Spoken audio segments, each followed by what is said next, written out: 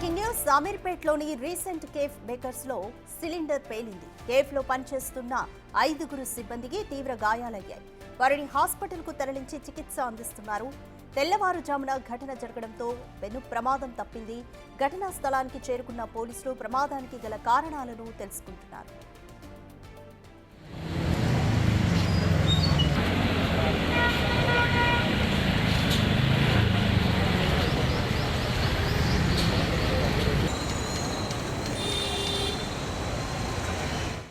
అమీర్పేట్లోని recent cafe baker's లో cylinder పేలింది. కెఫేలో పనిచేస్తున్న 5గురు సిబ్బందికి తీవ్ర గాయాలయ్యాయి. వారిని హాస్పిటల్ కు తరలించి చికిత్స అందిస్తున్నారు.